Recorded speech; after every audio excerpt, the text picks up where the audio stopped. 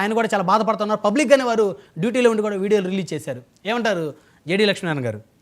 ఎందుకు ఇలాంటి పరిస్థితులు వస్తున్నాయి? ఈ కార్యక్రమంలో ప్యానెల్లో ఉన్న పూర్ణచంద్రరావు గారికి, మిగతా పెద్దలకి నమస్కారం. ముఖ్యంగా రాజకీయ నాయకులు అధికారంలో ఉన్నప్పుడు ఒక రకంగా, ప్రతిపక్షంలో ఉన్నప్పుడు ఒక రకంగా మాట్లాడుతుంటారు. ఇది మనం సర్వసాధారణంగా చూసే విషయం. కానీ రాజకీయ నాయకులు అన్నవాళ్ళు సమాజంలో ఒక స్థాయిలో ఉన్నవారు. వారి ప్రవర్తన అన్నది సమాజం మీద చాలా ప్రభావాన్ని చూపిస్తుంది. అందువల్ల మనం ఏం మాట్లాడుతున్నాం, మనం ఏం చేస్తున్నాం, వీటి మీద చాలా జాగ్రత్తగా మాట్లాడాల్సిన అవసరం.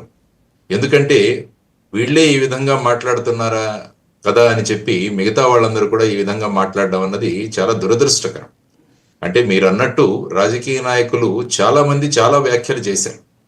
నేను మొన్న మీరు మీ ఉదయం ఫోన్ కాల్ వచ్చిన తర్వాత కొన్ని వీడియోస్ చూస్తుంటే, ఒక ప్రతిపక్ష నాయకుడు ఇప్పుడు పక్షంలో ఉన్న ఒక వ్యక్తి ఏమన్నా అంటే, మేము గంజాయి గురించి మాట్లాడుతున్నాం, ఏం చేస్తున్నాడయ్యా డీజీ గంజాయి విషయంలో, వెతికితే ఆయన ఇంట్లోనే దొరుకుతుందేమో, నాకు సందేహం ఉంది అని ఆయన మాట్లాడారు ఒక ఆయన. ఆ తర్వాత బీహార్ కన్నా దారుణంగా ఉన్నారు ఇక్కడి పోలీస్. తర్వాత ఫుట్బాల్ లాగా తన్ని పంపించారు మిమ్మల్ని. తర్వాత రేపు మీరు బట్టలు వేసుకొని నా దగ్గర పని చేయాలి, పోలీసులు సంఘ విద్రోహక శక్తులు, ఇలా రకరకాల కామెంట్స్ పోలీసుల మీద చేసిన వాళ్ళు ఉన్నారు. వాళ్ళు ప్రతిపక్షంలో ఉన్నప్పుడు ఈ విధంగా మాట్లాడుతూ, తర్వాత అధికార పక్షంలో వచ్చినప్పుడు వారు పోలీసుల సైడ్ తీసుకుంటారు. కానీ ఈ విధమైన వ్యాఖ్యలు అన్నవి సబబు కాదు, కరెక్ట్ కాదు, ఎవరు చేసినా కూడా. సో దాన్ని మనం మొదట ఖండించాలి.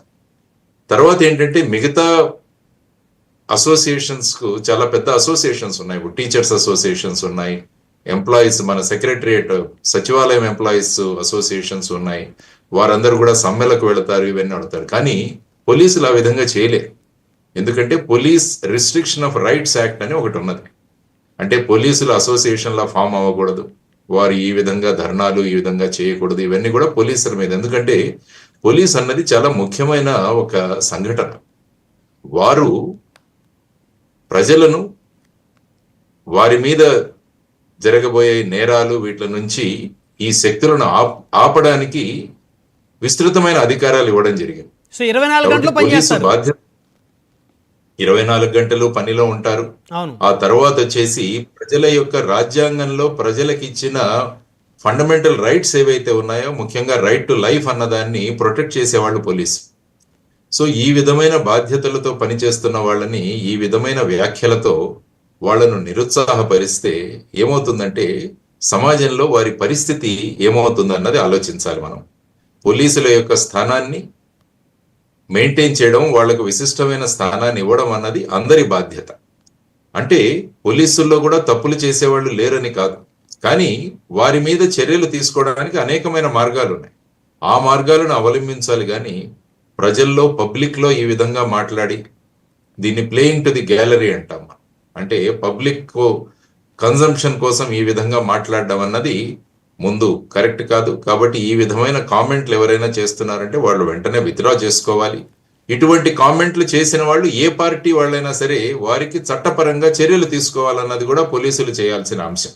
వాళ్ళు రాజకీయ నాయకులు కావచ్చు, ఎవరైనా కావచ్చు, పోలీసుల మీద ఈ విధంగా వ్యాఖ్యలు చేస్తూ ప్రజలను రెచ్చగొట్టడం, ఆ తరువాత ఈ విధమైన చర్యలు చేసేవాళ్ళు ఏ పార్టీ వాళ్ళైనా వాళ్ళ మీద న్యాయపరంగా చర్యలు తీసుకుని వాళ్ళ మీద తగిన చర్యలు తీసుకోవాలన్నది నా ఇనీషియల్ రియాక్షన్. బ్రహ్మనాయుడు గారు.